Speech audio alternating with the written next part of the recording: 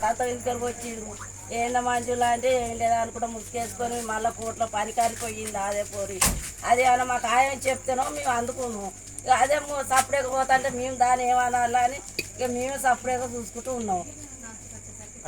లైట్కి వచ్చే వరకనే ఇద్దరు పిల్లల బెదిరించిండు నిన్న మొన్న రాత్రి దాన్ని చంపిండు పోరగాళ్ళం బెదిరించిండు వాడ పేరు వెంకటస్వామి ఇది ఆయన ఇద్దరు కొడుకులు ఆయన మాకు పరిచయం ఉన్నది అక్ర సంబంధం అదే పని సరిగా చెప్పడానికి ఇక భర్తకు పిల్లలకు తలలో పడకుండా సంసారం బాపిందే మొత్తం ఆయనే మొత్తం బాపిందే ఆయనే.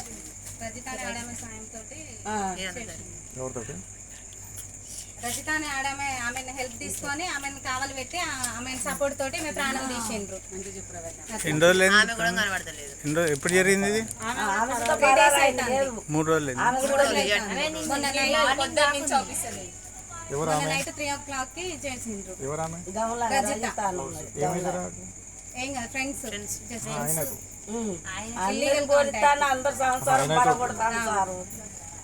ఇట్లా చాలా మంది ఆడవాళ్ళకి అన్యాయం జరిగింది. ఇప్పుడు న్యాయం కావాలి వెంకటస్వామి వల్లనే. మళ్ళీ మాకు అందరికి ఆడపిల్లలు ఉన్నారు కాబట్టి మేము అందరం న్యాయం కావాలని పోరాడుతున్నాము.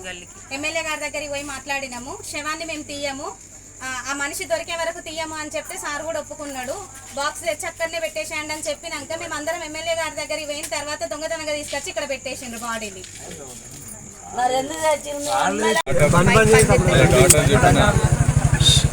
వాళ్ళ తాతగారు చెప్పిన పిటిషన్లో భాగంగా వాళ్ళ ఇద్దరు డాటర్ అండ్ సన్ చెప్పినది దాని ప్రకారంగా వాళ్ళ తాతగారితో పిటిషన్ తీసుకొని చట్టరీత్యా వారికి చర్య తీసుకుని పోతుంది.